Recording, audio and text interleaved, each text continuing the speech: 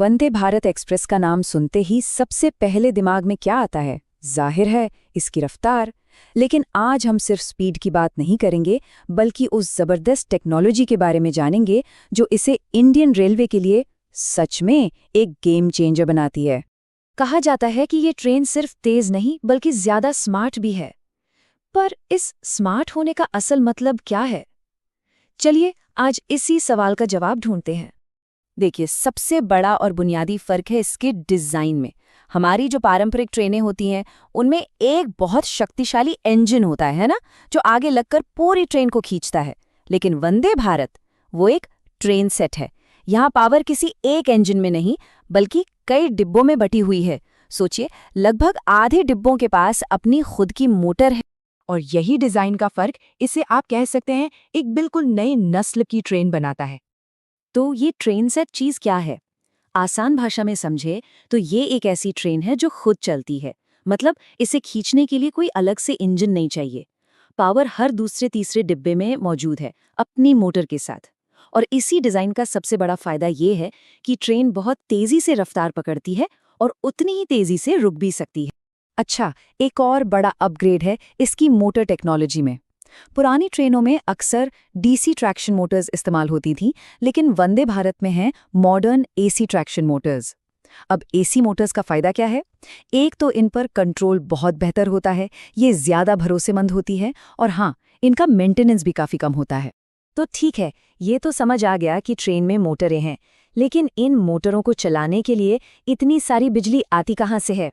चलिए अब एक इलेक्ट्रॉन का सफर देखते हैं, जो ट्रेन के ऊपर लगी हाई वोल्टेज लाइन से शुरू होता है।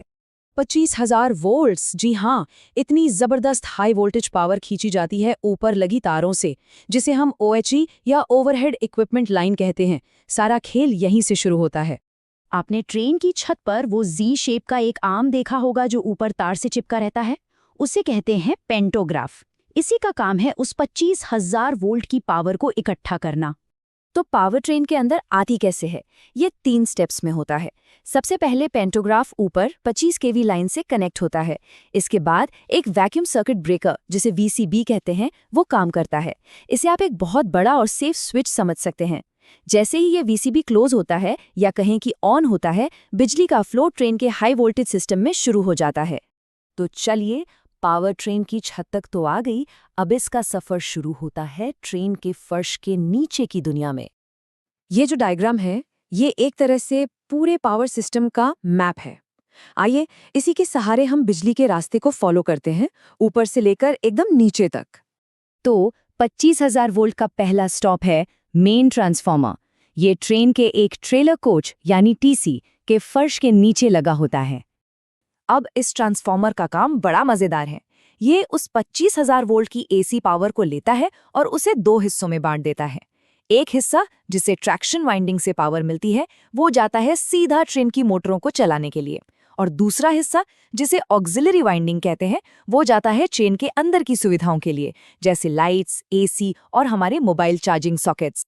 अब हम प्रक्रिया के उस हिस्से में आ गए हैं जहां असली टेक्निकल जादू होता है, यानी कैसे ये कच्ची बिजली एक रिफाइंड पावर में बदलती है जो मोटरों के लिए एकदम परफेक्ट हो। वापस अगर डायग्राम पर नजर डालें तो अब बिजली ट्रांसफार्मर से निकलकर पहुंचती है लाइन एंड ट्रैक्शन कन्वर्टर, या शॉर्ट में कहें तो एलटीसी यूनिट तक।